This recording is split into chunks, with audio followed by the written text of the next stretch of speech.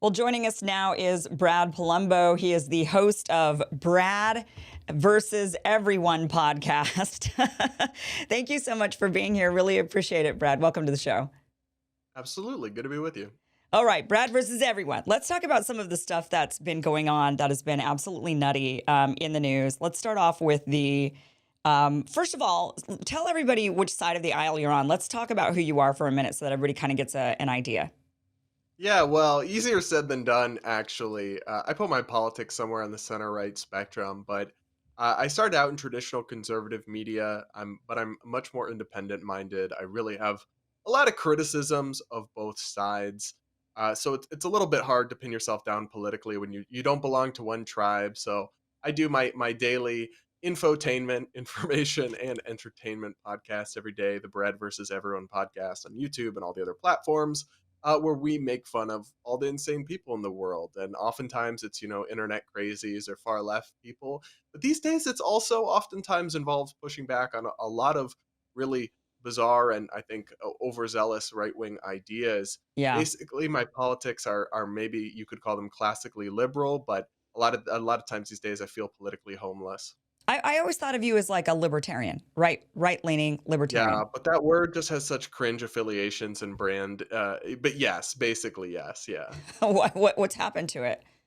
Well, the Libertarian Party, this is kind of inside baseball, but it's just very controversial in its branding and its efforts. And a lot of the official Libertarian Party accounts post very inflammatory and divisive stuff. So the word has a little bit of a controversial association with it now. And a lot of people also don't know what it means. So I try to avoid using it and like branding myself as, oh, I'm a libertarian, because I'm also not perfectly libertarian, right? It's Yeah, the real world doesn't perfectly map on to any rigid ideology in my book. But if I had to pick an ideology, that's probably where I'd say more of a I'd libertarian. lean closest to. What do you think is I mean, right now the right seems to be really divided. The left is always, I mean, they're crazy, so it's easy to make fun of the left, right? Because they're just like totally off the rocker. And we're going to get to that, like the Tesla attacks and Jasmine Crockett, and they're just totally insane. And what's the future for the left? But the right seems to be pretty divided right now. There seems to be a lot of infighting. There's a lot of there was, and we'll even talk about the attacks on free speech. I mean, there was a whole push of, yeah, the right is all about free speech, and then suddenly they're not. So what is happening on the right, in your opinion, and where are the divides, and where do you see it going? Well, I think what's happening on the right is to some extent that they're in power now and kind of surprised. I'm not sure that they were ready for this. They were ready in the sense that they had a lot of policy plans ready to go. That much is clear. But in terms of what to do, it feels like a lot of short-term thinking. Like, oh, our side is in charge. So suddenly, we're actually going to crack down on people and deport people if we don't like the things they say. Due process in some cases on the issues we really care about, maybe not actually all that important, as if they didn't forget what life was like under the Biden administration, where they were complaining about the very same things, often rightly, in my book, and as if a few years from now, we're not going to have another Democratic president who then might deport people or revoke student visas based on the things they say that are Yeah. transphobic or offensive to their feelings or whatever it may be. So it feels to me like they are really behind the wheel and suddenly surprised and just thinking about how can we use this power that we wield now with not a lot of principled thinking through of some of the things they're doing or a lot of long-term foresight into how these precedents and these standards will be used in the future. And honestly, it's frustrating to watch because under the Biden administration, for example, I thought a lot of the stuff he did was unconstitutional and authoritarian when he tried to go it alone and cancel student debt and spend hundreds of billions of dollars of taxpayer money, even though that's Congress's power under the Yeah. Constitution. And they explicitly said, no, we're not passing this. He said, I'll do it anyway. The courts ruled against him and struck it down. And he tried to do it in other ways, but his main program was successfully blocked. Now I hear Republicans saying, Trump should just ignore court rulings that he doesn't like rather than appeal them, which is what you're supposed to do. And I'm like, all right, I understand why you might be frustrated with one California judge blocking your policy nationwide, but the answer is to appeal it and get it overturned and maybe talk about some reforms, but not just start ignoring it I mean, then AOC can ignore it. Then Jasmine Crockett, if she's president Yeah. one day, can ignore it. It's like there's not a lot of long-term thinking here. It seems very in the moment. How much can we get out of the next 2 years before they almost certainly lose the Right. House in the midterm? That's been my big fear right now is just that lack of understanding that anything you do right now, they're going to do when they finally get the power, which they will get the power. It's naive to think Democrats are never coming back into power. They will. And I personally think that person will be AOC. I think AOC is the actual leader of the Democrat Party. And I think she's going to rise up. And as much as, and she frightens the hell out of me. I got to be honest. I mean, I think she has crazy fascist tendencies, and she really scares me. So I don't want Trump to be doing these things, like whether he's joking or not. Like today when he said, was it today or yesterday, where he said there could be a third term. He's like, maybe I could have a third term, and it's like, so we're gonna have 3 terms of AOC, maybe even 4 if they find the workaround. I mean, that's what you're setting us up for, or like going after speech or going after, anything that they're doing in order to kind of, or the judges, going now saying, which look, I have to tell, I have to give it to Trump. When he first said in 2016, when he was attacking the press, I was like clutching my pearls. Oh my gosh, he's attacking the press. How dare he? The free press, that's a free society. But he was right about the press.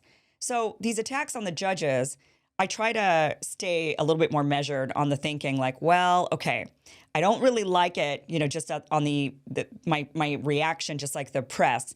But what if he's right? What if the judges are just hyper activists and they need to be called out, and there needs to be some like rooting out of the bad judges in the system? That's very possible because he was right about the press. But what if he's not? And that scares me that, Yeah. he could go after them and then get rid of the judges that won't go along with his agenda. But the left will do the same thing when it's their turn. Yeah, a couple points on that. I agree with you that he was honestly justified and right with a lot of his criticism of the media. But similar to the judges, I draw a big distinction between Trump's criticisms and then the actions he wants to take. So when he calls the mainstream media horribly biased, when he calls them fake news, when he insults them, a lot of times that's justified. When he starts talking about revoking licenses, which sometimes he talks about it with networks that don't even need licenses, Yeah. that's where he loses me, because criticism is totally fine and often well warranted. Punitive government action against the press is a different story, because again, if he can do that to MSNBC, then the next president can do it to Fox News, and Right. it starts a tit for tat.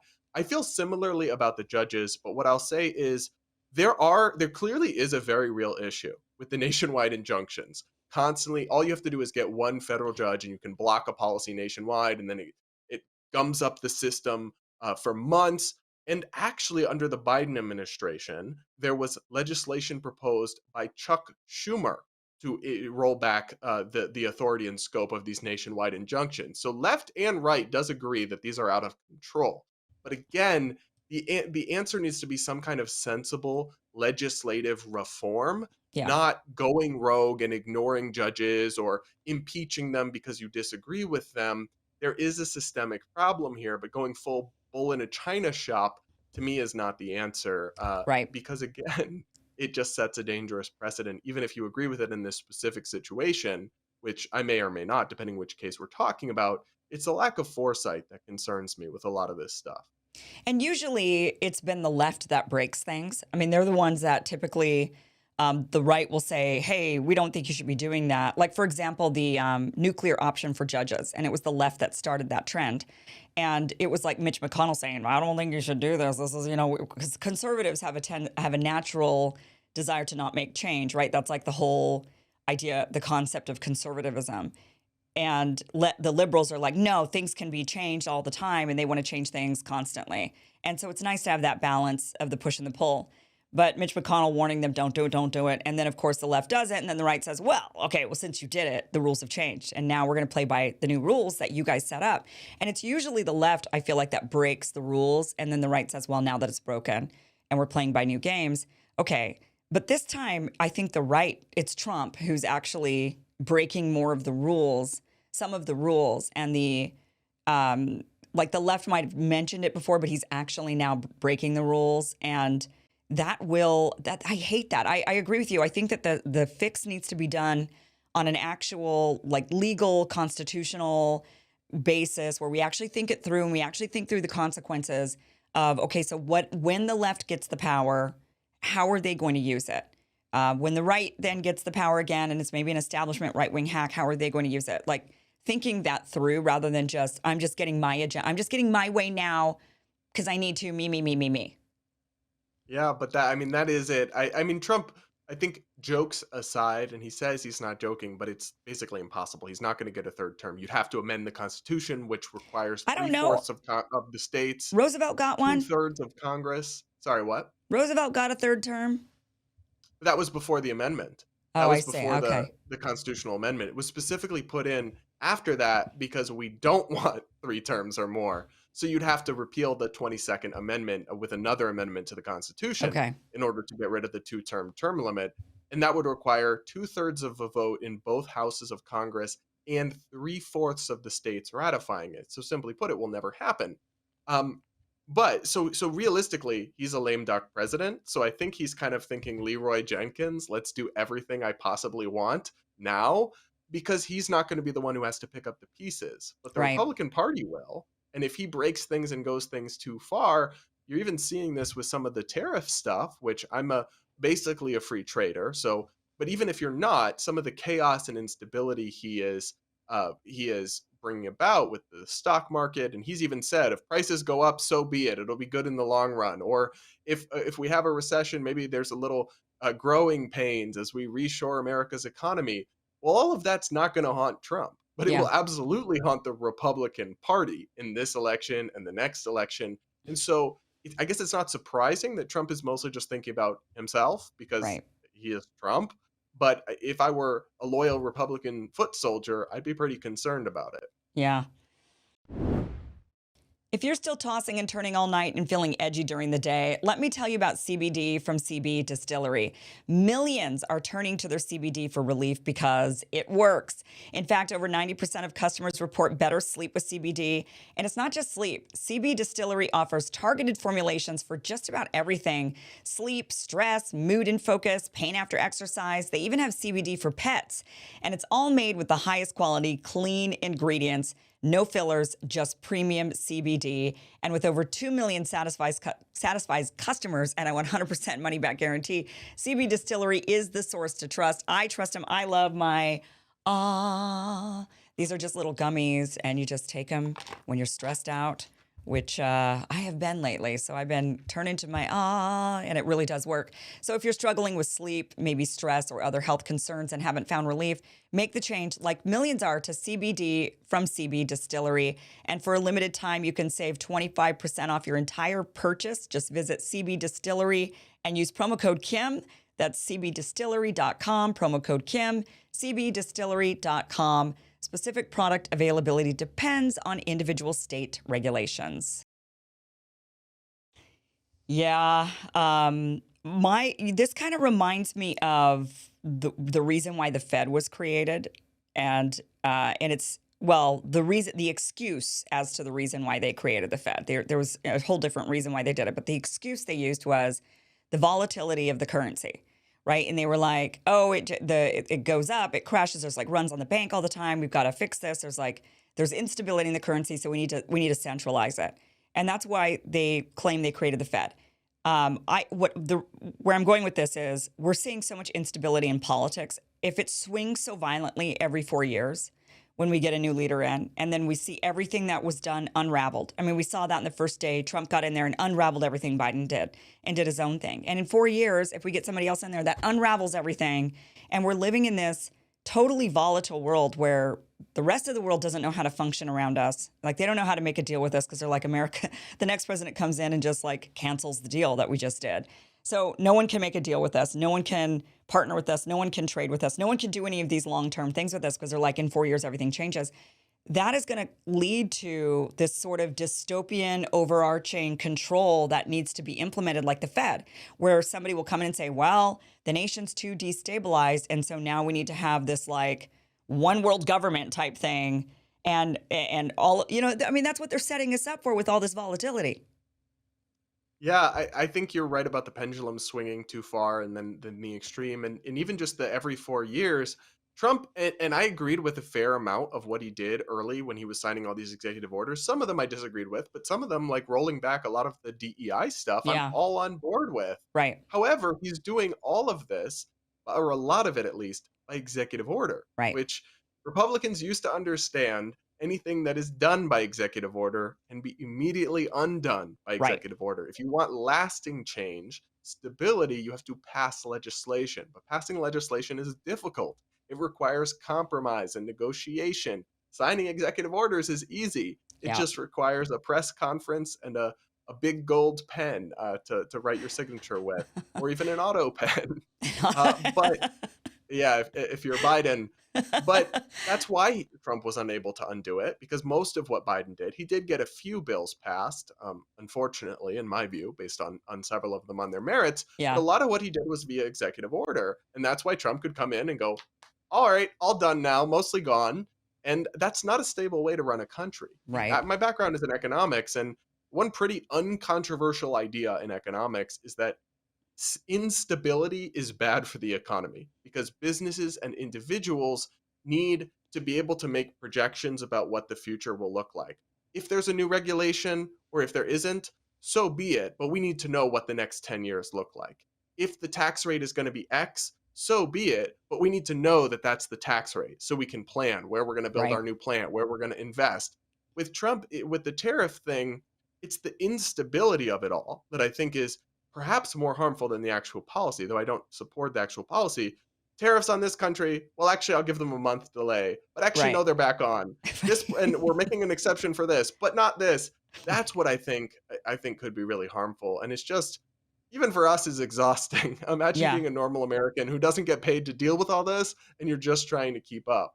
It is exhausting, and I There's don't think no people will have way. infinite patience. Yeah, there's no way any country could take us seriously from this point forward. I mean, they just cannot. And I'm not blaming that on Trump. This is like a many presidencies worth of problems of Yeah, that executive of the use of executive order.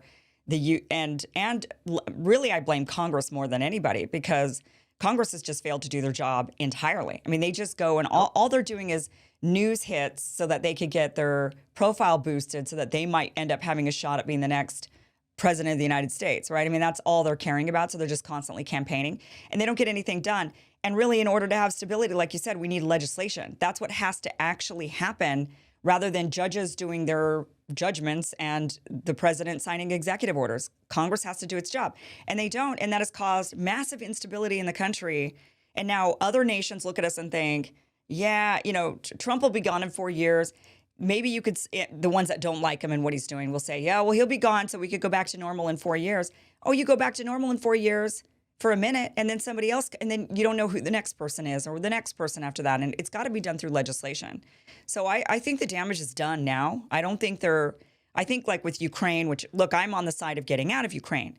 But I also understand Ukraine's position and Europe's position, where they're like, wait a minute, you told us that you were in it to the end, that you were never going to back down, that you were going to support Ukraine forever, and now you're suddenly pulling out. That's even though I agree with we shouldn't be there, it still creates that we don't even know if we can partner with you ever, yeah. on anything. I would understand that frustration. I mean, and we're getting outside of my wheelhouse a little bit when it comes to the foreign policy stuff, but even Ukraine's decision to give up its nukes, I think, was partly based on American assurances that clearly America didn't mean. So I also think we need America first policy and not be funding wars overseas, not Right. constantly getting into all of this. But yeah, the instability of our position is not great when it comes to other Right. countries relying on us. We're also just like, with Ukraine, with Russia, with China, we're dealing with adversaries and serious stuff. But do we really need to be beefing with Canada? Really? Like, And do we really Denmark. need to be upsetting our friends and our allies and going to combat with them? Because I saw somebody say, "Well, we don't need any friends." I actually think we kind of do. Yeah. We kind of do need friends in an increasingly dangerous and chaotic world as economic partners, as diplomatic partners. And so picking our battles would be smart, but it seems like we're instead just picking fights with everyone. Well, we're picking fights with the little guys. We're like, Canada, Denmark, we're coming after you. They're It like, is whoa. hilarious. I will give Trump this. When he calls Justin Trudeau Governor Trudeau, hilarious. So funny. All right, let's talk about this. This is the attacks on Tesla. What is going on with this? I actually was thinking about buying a Tesla, but now I'm a little afraid. I was like eyeing the new Tesla Y. I'm thinking it's pretty cool. I'm like pretty interested in getting one. And that's really the only car that I've thought about getting over the last couple of years. But now, what the heck is going on with these? What are they doing? How are they thinking that this is a good idea? I have no idea. It's one of the most nonsensical and unhinged widespread protests I've seen in some time. To be clear, people have every right to boycott. Like, if you don't support Elon, if you don't support Tesla, you do not need to buy one. You can criticize him to your heart's content. But the vandalism and the Yeah, nihilistic nature of it all is really insane to me. I'm also actually coincidentally considering buying a Tesla, and I won't let the threat of vandals influence my decision on that if I decide to. But not only are they targeting dealerships for vandalism and protests and even arson in some cases, which is bad, I think, is you don't have a right to do that. But they're also even more, I think, disturbingly, just victimizing random people. So yeah, keying people's cars on the streets, lighting Teslas on fire. I've seen video after video where angry left-wing Elon haters go up to a random person on the street, and of course Teslas all have cameras. So we're seeing the videos of this and harass them and tell them, you got to sell this car, or they freak out on them. And it's right. like, dude, for all you know, this person is a Kamala lover who bought this as an EV a couple of years ago before Elon was involved in politics. It is wrong to vandalize random people's property because of wild assumptions you're making about their politics that are probably not accurate. And even if they were, you still don't have the right to do that. Where is the respect for differences of opinion? And also, it's so dumb because how does it hurt Elon Musk? If Right. anything, some cars are going to be brought into Tesla dealerships, which are all owned by Tesla, and for repairs. And so Elon could, on the margins, get more money. Other Right. than that, though, they're doing amazing. Like, I mean, it's like attacking BMW drivers and saying you're Nazi supporters because the BMW was created by the Nazis. so, so there you go. You know, or Volkswagen or something. You know, where it's, I think was it which one was it? Maybe both of them. I think maybe Volkswagen was the one created by the Nazis, and it's like, well, you just must be anti-Semitic if you're driving or a imagine like Volkswagen, so the owners of Ben and Jerry's are like famously super left wing. So imagine right? if Republicans just saw people eating Ben and Jerry's on the street and started screaming about them about George Soros or something. Like, people, this is Right. not a normal way to conduct yourself. No, but here's Pam Bondi saying that she wants to give these arsonists and vandals 20 years in prison. I've made it clear if you take part in the wave of domestic terrorism against Tesla properties, we will find you, arrest you, and put you behind bars. Today, I'm proud to announce that the Department of Justice has unsealed federal charges against another Tesla attacker. We've charged Cooper Frederick in the firebombing of a Tesla dealership that occurred on March 7th in Loveland, Colorado. All of these cases are a serious threat to public safety. Therefore, there will be no negotiating. We are seeking 20 years in prison. The crime was committed in Colorado, and thanks to the great investigative work by the FBI, the defendant was arrested in Plano, Texas. Let this be a warning. You can run, but you cannot hide. Justice is coming. 20 years is, I mean, what do you think of 20 years for this? Yeah, this is the whole thing with the kind of weaponization of terrorism charges. Now, in a sense, the Tesla attacks are a form of domestic terrorism in just that they're criminal acts to convey a political message.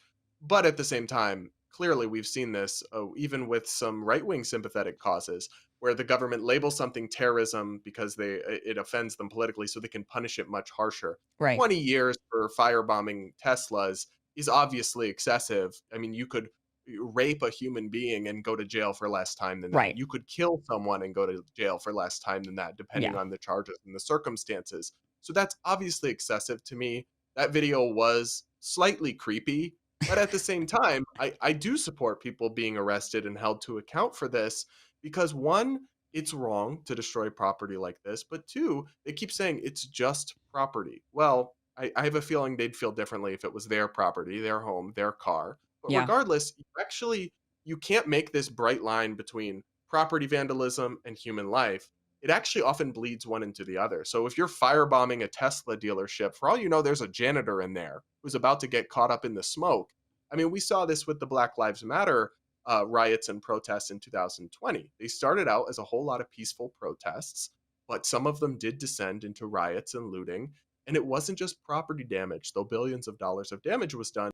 Dozens of people were killed in those riots. Hmm. And that included security guards, police officers, and rioters themselves. When you have widespread destruction of property and chaos, it often leads to actual violence against humans. So it's not as simple as saying, oh, they're just breaking stuff. But at the same time, I mean, we don't need to go all Patriot Act on people who vandalize something either. There should be something of a common sense middle ground there.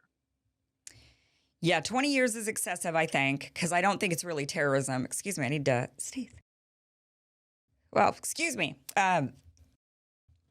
Allergy season. But I do think it's really excessive. 20 years is excessive for this. When you're right, people are molesting children, raping, and murdering, and they're not even being given 20 years.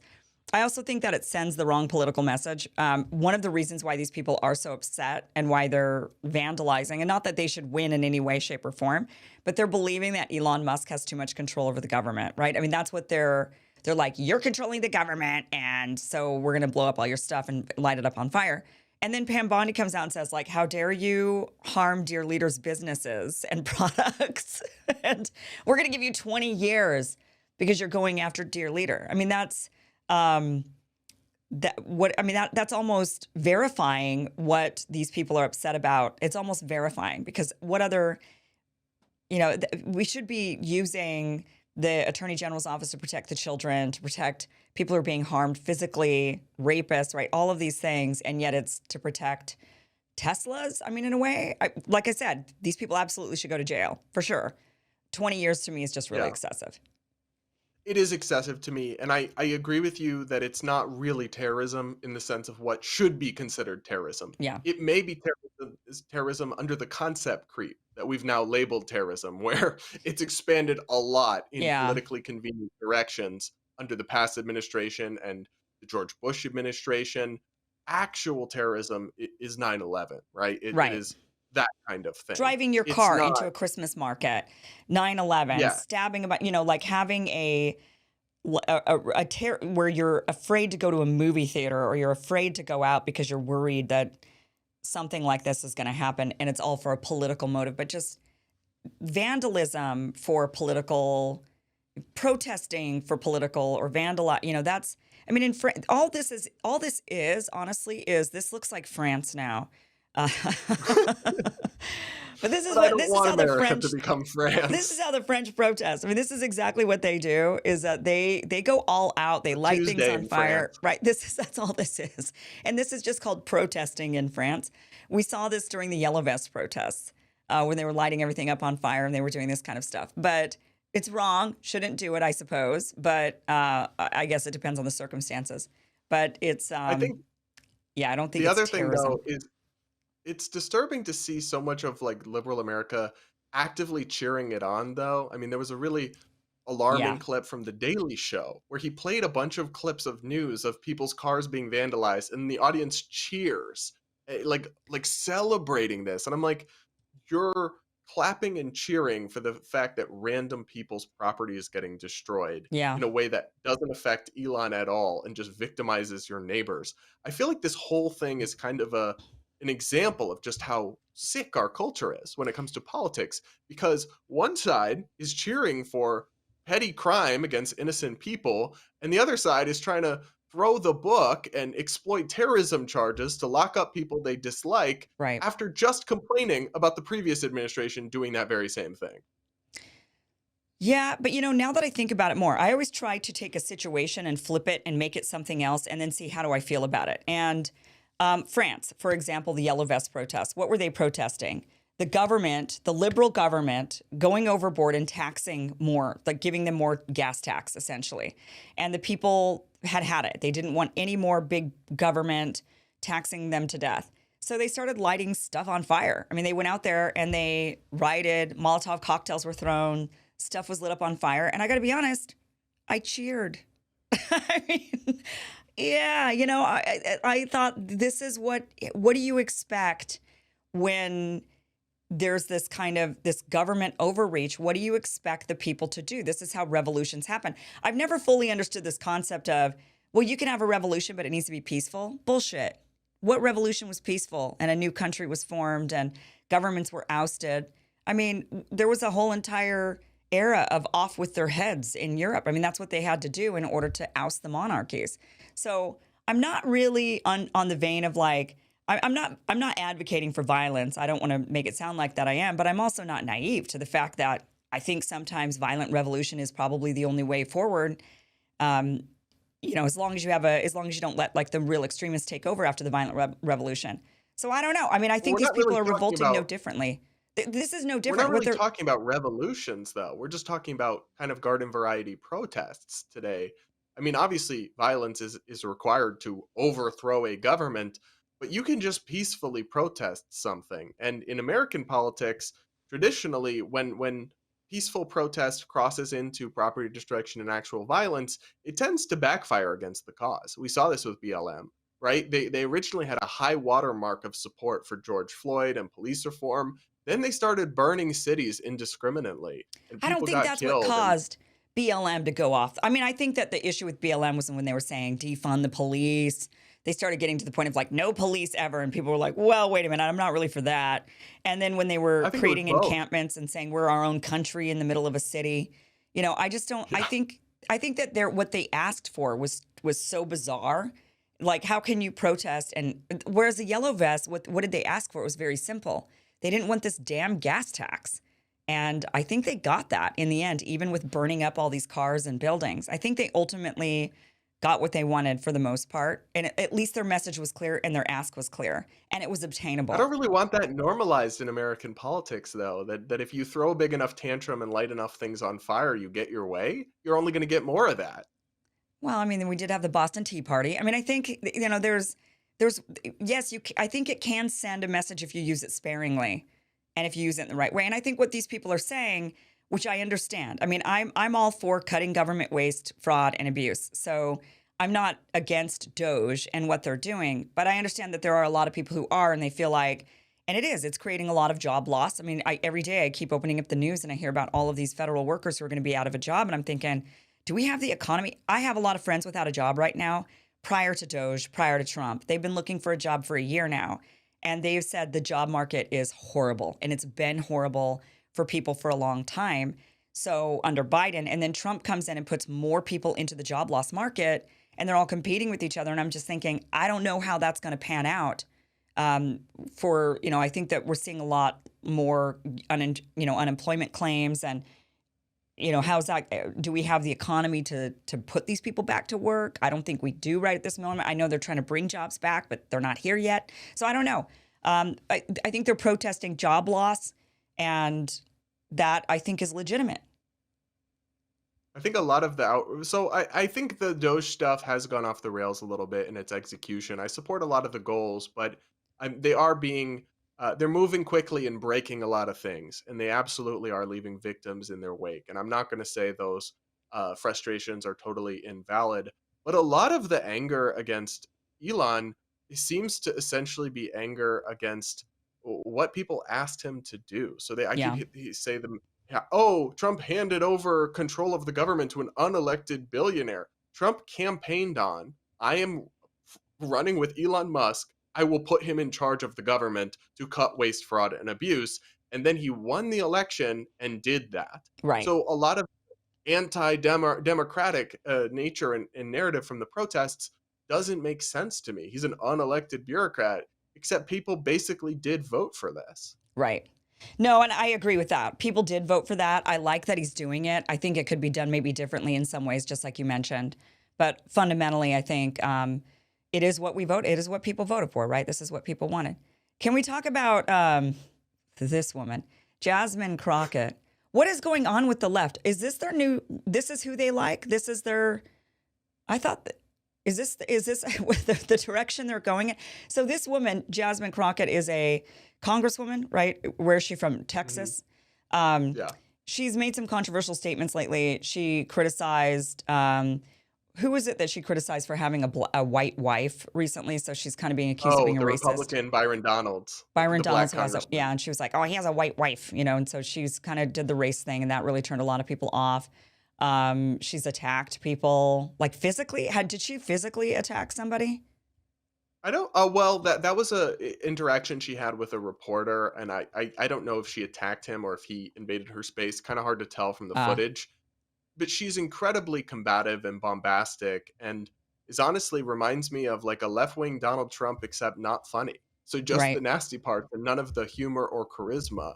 And she also is like, she mocked the Republican governor, Greg Abbott, who's in a wheelchair, called him Hot Wheels. Right. She did that And at look, this event. At this event, she called him Governor Hot Wheels. I'm not clutching my pearls, but it is the hypocrisy for me. These are Yeah. the woke people who talk about microaggressions, but it's okay to mock Republicans in a wheelchair. And the thing that actually me off about it was she lied about it afterwards. She didn't say, yes, I mocked him and I stand on business. I would respect that more. She said, I wasn't talking about his condition. I was talking about the fact that he used buses and cars to ship migrants.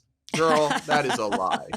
In fact, people caught her liking Facebook posts in 2021 mocking the governor as Hot Wheels before he did any of that. So she straight up lied about it. She's totally dishonest, but for some reason, CNN and MSNBC can't quit this woman. They're putting her on air as the face of the Democratic Party, and she's getting praised by all these people as energetic and charismatic. And I'm like, maybe to the diehard liberal wine mom base, but to most of the country, she seems to me to be an incredibly off-putting and toxic figure. Yeah. Do you think that who's that's putting her on TV all the time and saying this is like the left's new shining leader? Is you said, CNN, MSNBC, uh-huh. ABC News, all mainstream media is putting her as one of the prominent faces of the I never even Democrats heard of now. her prior to, I mean, this was not somebody that I would have thought was the new leader. But I kind of wonder, is there a conspiracy here? Are they trying to damage the reputation of Democrats so badly? Like behind the scenes, you've got all of these businessy establishment people running those media companies, and they're like, we've got to somehow totally and completely transform the Democratic Party. So let's make them seem more ludicrous than they actually are. Even though they're already ludicrous, make them even worse, and then maybe the whole thing will implode, and we'll get somebody sensible. I don't know. See, I think what it is that Democrats are looking for a fighter. That is their takeaway after Trump. That we were too polite, we were too polished. We need to fight like Republicans fight and get in the mud. I think they're ripping up the Michelle Obama, they go low, we go high playbook finally, once and for all. It's been dead for a while. But Yeah. they're officially looking for somebody to give it back as good as they get. And they see that in Jasmine Crockett. And to some extent, I understand that, but it's just not going to work for them. Yeah. Donald Trump is a unique figure in American politics in the way he gets away with this stuff. Americans will not handle the same thing from a progressive, and you can say there's an element of sexism to this, but a progressive woman throwing punches like that and calling names, it's not going to go over the same way that Trump does with the whole country. They just seem really hell bent on putting a black woman in charge. I don't know what it is about that thinking, like in their brain. Why are they so hell bent on we need to find a black woman, and the black woman is going to be the next president? And that's Kamala was kind of black, right? So they put that, and then they talked about Michelle maybe coming back, and she would be maybe the president or something. And now they're giving us Jasmine Crockett because she's black. I mean, they can't quit the identity politics. Biden literally said for Supreme Court, I will only pick a black woman. That is an insane thing to come out and say. And the justice that he selected, Ketanji Brown Jackson, was actually very qualified. So he could have just picked her out of a diverse pool of white men, white women, everyone, and said, this is my selection. But Right. the president of the United States said, I'm only picking a black woman for the Supreme Court. And for his vice president, he said, I'm only picking a woman and I'm strongly preferencing a woman of color. That is an identity obsessed way to look at the world. And some Democrats are trying to like rebrand themselves. You've got Gavin Newsom out here, but an ideological But is he saying he's a obsession black with woman race and now? identity. Is that what No, Gavin's well, doing? He's he coming might out as a identify as black one woman. soon. when you have an obsession with something that strong, you can't really get rid of it or just turn overnight on a dime. So I think it still has something of a stranglehold over the elites. Though the rank and file of the Democratic Party, their actual voters on the ground, have never been all that enamored with it. Right. I don't understand why they, they're just in there. The excuse they use is that black women, the Democratic Party wouldn't be where it is today without black women, right? I mean, they kind of, we've heard this for a while, and that's why when people are like, why are you just putting, what is the obsession with black women and putting them in positions of power? And they say, well, we wouldn't be where we are without the black women vote, but there's such a small percentage of the vote. I don't understand it. I mean, it's like the people that accuse Jews of running the world. I'm starting to think it's black women. Like it's the real power is with the black women. Somehow they're buying off all the Democrats. They're like getting in there, they're bribing them somehow, and they're getting all the powerful positions. I don't know. It doesn't make sense to me. Yeah, it is a weird obsession they have, but you could just as easily say the Democratic Party wouldn't be anything without white men and then read off a list Right. of FDR and other people. It's just, I'll never look at the world that way. You can say, like, Michelle Obama's been a super powerful force for Democrats. That's because of who she is, which obviously, being the wife of the first black president, has something to do with race, Right. but it's not everything. It's like they only have one tool in this toolkit, and it's gender and identity and race and that kind of thing. And so when you only when you can only analyze the world through one lens, I mean, you're not going to see things very clearly. Yeah, it's very bizarre. It's very bizarre. I thought for sure, I think AOC is still going to be the one that the Democrats rally around. I just think she has the most power in the party at this point. She's the most And she is recognizable name. charismatic. She does know how to connect with people. She is good on social media. She also brings out the worst in Republicans sometimes that they can't help but make. For example, I keep seeing Republicans insult her as she's just a bartender. And Yeah, and that is like the dumbest, most toxic form of rhetoric. Lots of people have had service jobs in this country, and they're not right. stupid. They're not less than. They're not unqualified to be leaders. It's like AOC brings out the elitism in many establishment Republicans, and sometimes, other things as well. So she has a mix of the charisma and the social media know-how to appeal to new bases of people, and what Trump has, which is a unique ability to bring out the worst of her opponents. I think she's authoritarian. I think she's radical. I think she has terrible ideas. I also don't think she's exactly, a genius or the best and brightest, but I think she could be a formidable candidate, politically speaking. Oh, I undoubtedly believe she is going to be president of the United States. I don't see a way around that, unfortunately, and it scares the hell out of me. But I think, if I had to give a prediction today of what the lineup is next, I would think Trump and then JD Vance. I think JD Vance gets 8 years, and then I think AOC is the next president after JD Vance. Oh, see, I think JD Vance will lose in To who? 2028 as the Republican nominee. Probably AOC or someone like her. Maybe, they could even go as, if they were smart. Honestly, I think they'd put up a white man. I think they'd put up a Jon Stewart or someone like that. But I don't know that they actually will. But I think that Trump may have so thoroughly exhausted the country that basically anyone they put up will win in 2028. And I think JD will actually be a very weak candidate and will be put up as to unfortunately kind of be the Kamala of the Republican Party in 4 I don't know. years.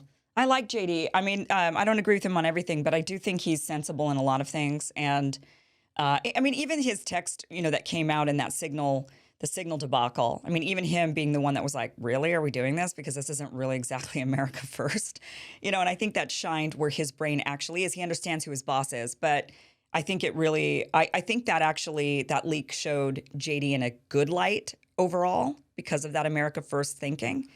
Yeah, no, I agreed with that. I thought he actually came off as reflective in those texts, and he wasn't the one who accidentally added the journalist to the chat. Right, right. So, but I do think, I don't know. I mean, I think that Americans would like to see, we'll see how this, I mean, of course, anything goes in the next few years, right? Because we still have to get through. But I do think that the growing pains of Trump, I think the Trump administration is they're gambling. And the gamble could actually pan out for them quite well, like it did for Javier Milei in Argentina. That gamble, when you decide to take a chainsaw to everything and in the beginning, it was painful for Argentina. In the beginning, people were like flailing around. Oh my God, this is terrible. But then it seems to have leveled out, and it seems to be in his favor, from what I understand. Is it? You Yeah, maybe, no, absolutely. yeah. So it's worked out for him. There's the growing pain period, and I think that the Trump administration is thinking we have to take a chainsaw. It's painful. But it'll shake out, and when it does, it'll be better. And there's, I think, a strong possibility that everything he's doing, though painful right now, shocking, might end up shaking out to be beneficial. But it's a gamble because it also could turn out a disaster.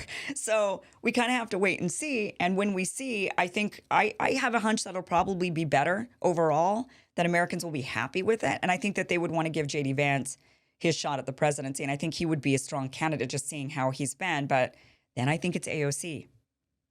I just think the natural push and pull of American politics is that very rarely do you have 2 terms of a president. I guess you could say they were broken up in Trump's case, and Yeah. then the same party wins it again. Like Yeah. oftentimes people are ready for something different. They've forgotten how much the other side sucks when they're in charge, because Americans have very short memories. So True. whatever good may come of the Trump administration, whatever bad, that will all be fresh in people's memories. And then the sclerosis of the Biden era and all the problems will be far in the rearview mirror. And you'll have some fresh-faced, charismatic Democrat promising them tons of free stuff, and hopefully leaning in less to the identity politics. And I think that they could have a real shot in 2028.